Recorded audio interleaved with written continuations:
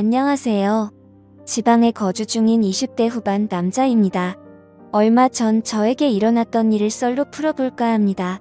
저는 원래 군대 들어가기 전 남들처럼 대학에서 공부를 하고 있었습니다.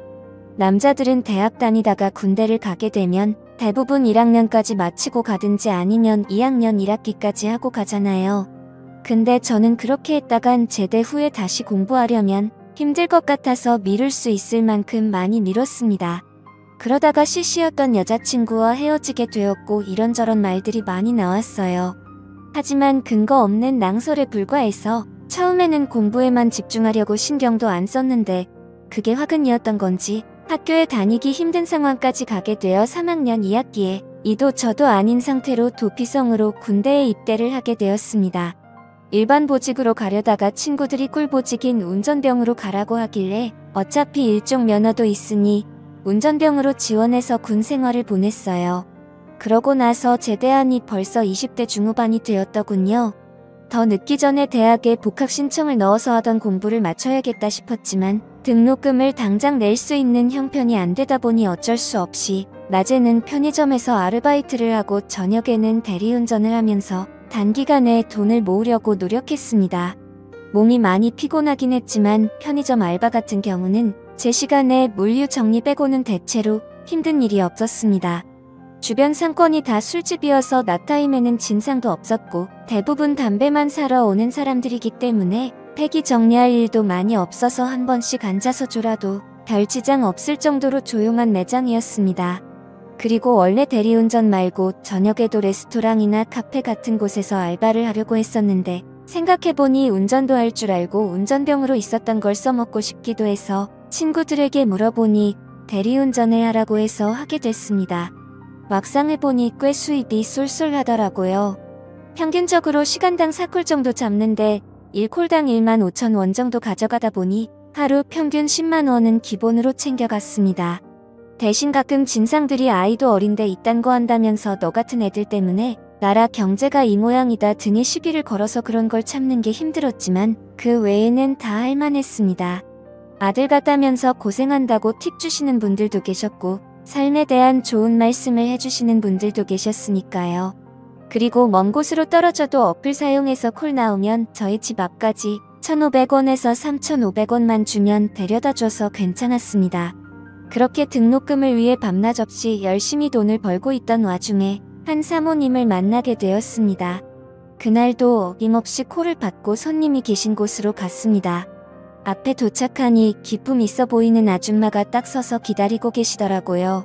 가방도 프라다 신발도 뭔지 모르겠지만 일단 명품 같아 보였어요. 그래서 그 사모님이 자기 차 어디에 있으니 풀고 오라고 하시길래 차 키 받아서 가는데 몸에 명품 걸친 것처럼 차도 그냥 보통 차가 아니라 벤츠를 타고 다니시더라고요. 외제차를 한두 번 몰아보긴 했지만 어쩐지 손이 떨려서 평소보다 더 조심히 차를 몰고 나왔습니다. 그 뒤 그 사모님을 태우고 댁으로 가고 있는데 저한테 몇 살이냐 왜 일하냐 등등 질문을 하기 시작했어요. 저는 몇 살이고 군대 제대하고 난 다음 복학하려고 했는데 당장 등록금이 없어서 대학 등록금을 모으려고 지금 이렇게 일을 하고 있다면서 물어본 대로 다 이야기를 해줬습니다. 그러더니 여자친구는 있냐고도 물어보시길래 입대하기 전에 헤어졌다고 하니 왜 헤어졌냐고도 묻더라고요. 좀 말이 많으신 분이네 하고선 장단 맞추기 위해서 그냥 넉살 좋게 걔가 바람 펴서 헤어졌어요 라고 했더니 사모님이 자기 같은 사람 두고 바람 피는 것도 참 능력이다 이러더군요.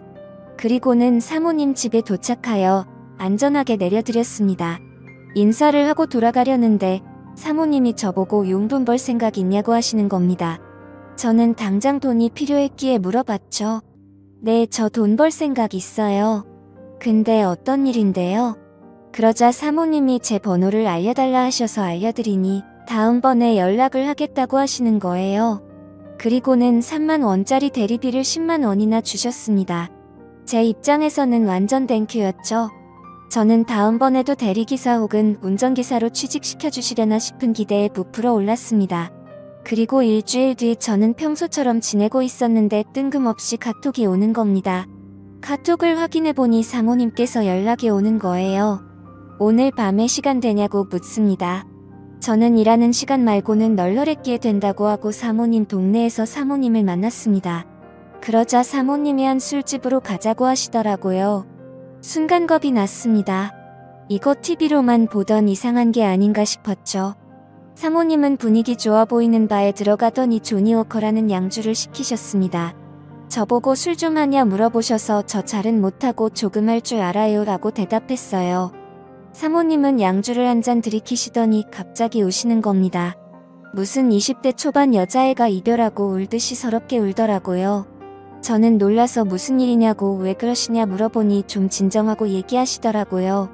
남편이 사업을 하는 사람이라 엄청 바쁘다고 합니다. 결혼 초반에 사업을 시작해서 거의 집에 있었던 적이 없다고 하네요. 그럼에도 남편이 하는 일을 믿고 집에 안 들어와도 사업 때문에 바빠서 그런가 보다 했답니다.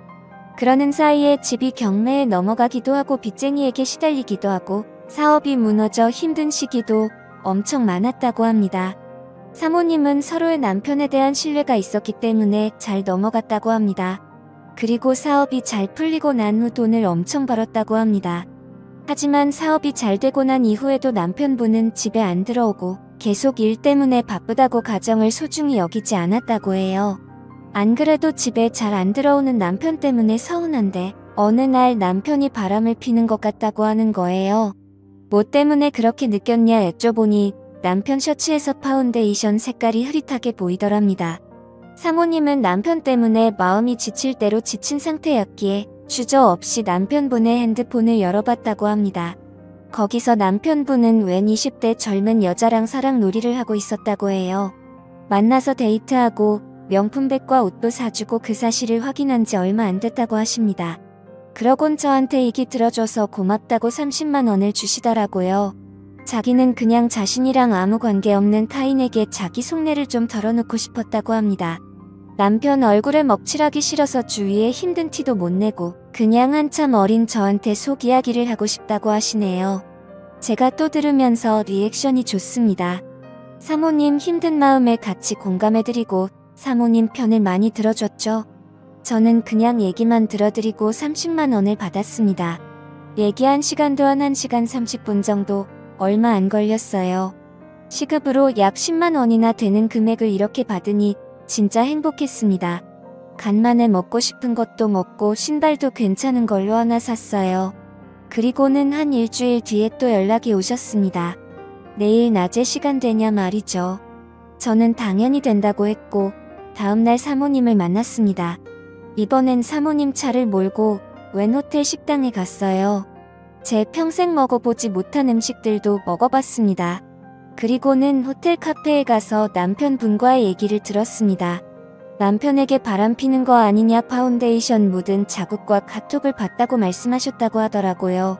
그러니 남편분은 사실 맞다고 사모님과 이혼을 하고 싶다는 입장을 전했다고 합니다.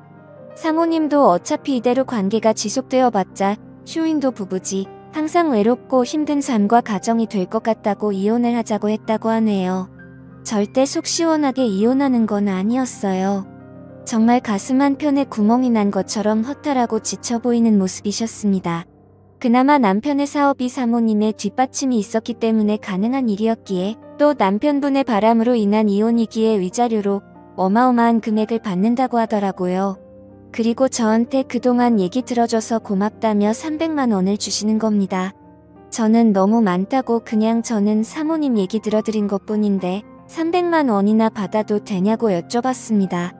사실 당연히 너무 받고 싶었고 체면 차리기로 여쭤봤어요.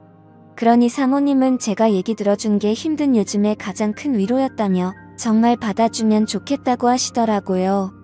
저는 사모님이 주시는 300만 원을 받고 인사를 드린 후 나왔습니다.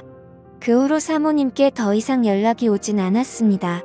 카톡 프사도 다 내린 걸 보니 남편과 이혼을 한 것으로 짐작이 됩니다.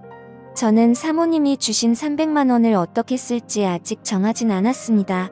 이왕이면 자기 개발이나 의미 있게 사용하려고 해요.